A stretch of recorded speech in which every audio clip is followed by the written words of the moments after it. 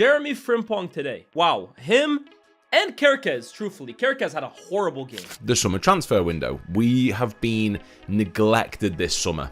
And the notions that we don't need a number 6, the notions that we don't need a defensive midfielder are laughable. Are you sure you want to sell Cody Gakpo? Are we absolutely certain that the right move for Liverpool this summer is selling Cody Gakpo? This is not the same Liverpool. Newcastle have opened Liverpool up and they've scored. Oh, he's got the break as well. Surely not. Liverpool. They had the money. They had the manager. They had the transfer window everyone said would fix everything. £241 million spent on 2 players alone. A new head coach with a reputation for turning teams into pressing machines. A summer of hype, of build-up, of a fan base convinced this would be the season the post-Salah era finally announced itself. But when the whistle blew at St James's Park on the opening day of the 2026-27 season, none of that mattered. What mattered was 99 minutes of a team that looked like it was still figuring out who it was. Newcastle needed 5 minutes. Just 5. Will Osula slipped the ball to Anthony Elanga, and Elanga did what he always does to defenders who give him half a yard. He was gone. Milos Kerkez, deputising for the departed Andy Robertson, never had a chance. Elanga curled it low, and St James's Park erupted. We're just targeted. Elanga on the right ran Kerkez ragged. That opening goal, wow. I mean, yes, Elanga is one of the probably 10 fastest players on the planet at the moment, but Kerkez was just left drowning. And for the next 50 minutes, Liverpool barely existed as an attacking threat. Newcastle, a club that had been gutted by exits all summer, Bruno Guimaraes linked away, Anthony Gordon gone, Sandro Tonali sold, their manager replaced, played like a team with nothing to lose and everything to prove. And the atmosphere just felt very visceral from the get-go. Newcastle score in the 5th minute from Kerkez just getting rinsed by Anthony Elanga. Not quick enough. Elanga bullied him. And Newcastle smelt blood, and just immediately every long ball, every diagonal ball out wide, and it gave us headaches. They probably should have scored more. They had a few good chances. Then, finally, something clicked. Cody Gakpo, a player half of Anfield was ready to sell this summer, cut inside and rifled a finish from distance in the 55th minute. 1 minute of parity. That's all Liverpool got. 2 minutes later, Joe Willock walked through a midfield that simply wasn't there to stop him, and Newcastle led again. Gakpo gets his goal. 3 minutes later, Newcastle score.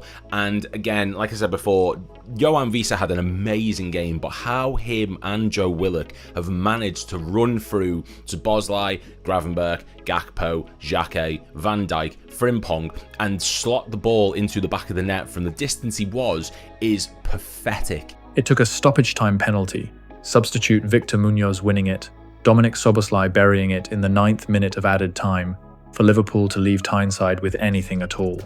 Since Trent Alexander-Arnold left for Real Madrid, Liverpool have not solved that position. Not close. Jeremy Frimpong was supposed to be the long-term answer, a Bundesliga-quality fullback with searing recovery pace. On Sunday, that pace was the only thing that worked.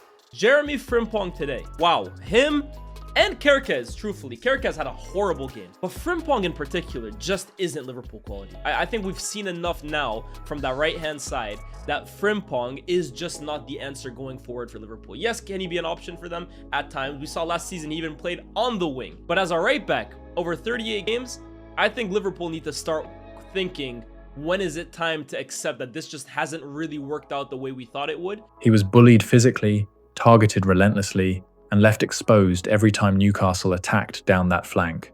A defender who wins foot races but loses duels is not solving the problem, he's just making it less obvious in transition. Here's what makes this harder to explain away. Liverpool didn't just lose a battle in midfield. They didn't have a midfield built to fight it in the first place. Dominic Szoboszlai and Ryan Gravenberch make a fine attacking pair, but neither is a natural holder. Neither wants to sit. Against a Newcastle team playing with real tempo, that gap in front of the back four became a motorway. The summer transfer window. We have been neglected this summer. And the notions that we don't need a number 6, the notions that we don't need a defensive midfielder are laughable. Compare that to the way most top sides now set up. A double pivot. 2 players who occupy the defensive midfield zone together, so no single man is ever isolated. Liverpool went to St James's Park without that safety net, And Newcastle's second goal was the direct result, a knife through butter, straight through the middle of the pitch. Last summer, Liverpool didn't just spend big, they spent historically big. 125 million on Alexander Isak, 116 million on Florian Wirtz. Two players signed to drag this club out of the Salah era and into a new one entirely built around them. Liverpool's season, and maybe their future, still rides on where two players take them. Last season, Liverpool spent damn near 300 million pounds combined on two players. What, 125 on one, 115 on the other? Okay, maybe it's like, 250? Neither delivered.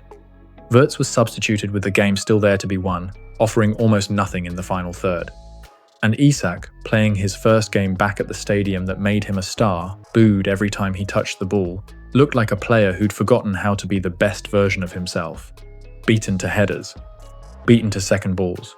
On the rare occasion the ball did fall to him, he couldn't make it count. That's when you whip out the cards, not for every fucking tackle that happens. So yeah, first half was pretty bog standard. Second goal, Gakpo gets his goal. 3 minutes later, Newcastle score.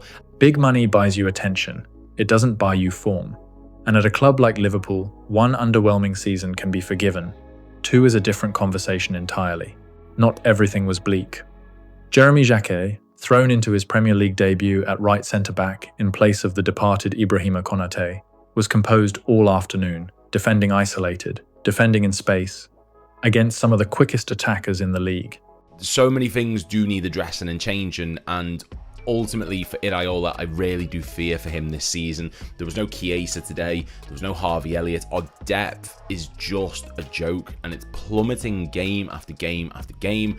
And then there's Gakpo, a player heavily linked with an exit this summer, a player some pundits were ready to sell before this game had even kicked off.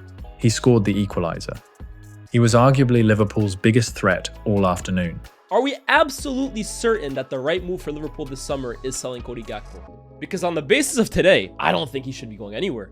Grabbed the first goal for Liverpool, probably looked like their biggest threat today, if we're being honest, right? Every big chance seemed to be him cutting in and making something happen. None of this means Liverpool are in crisis. It means the easy narrative that spending fixes everything was never going to survive first contact with a motivated Newcastle side playing for a new manager of their own. Arsenal don't have these problems. Not right now. And every point Liverpool failed to take in August is a point closer to this title race becoming a procession rather than a fight. A draw at Newcastle isn't a disaster on its own. It's the pattern underneath it. The same midfield gap, the same fragility out wide, the same reliance on two record signings who haven't delivered yet. That should worry anyone at Anfield thinking about May.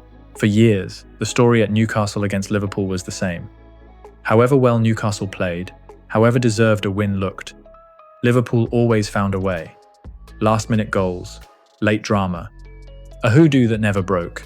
That story is technically still alive, Szoboszlai's penalty kept it breathing, but it's harder to sell as inevitability now.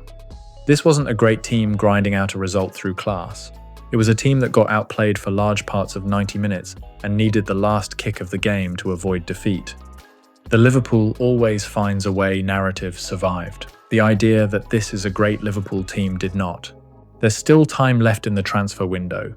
There's still a manager who deserves patience while he works out what this squad actually is. But the questions this game raised, a right-back position unsolved since Trent left, a midfield with no natural anchor, two record signings yet to justify their price tags, aren't going away on their own. This is not the same Liverpool. The question nobody can answer yet is whether that's a good thing or a warning.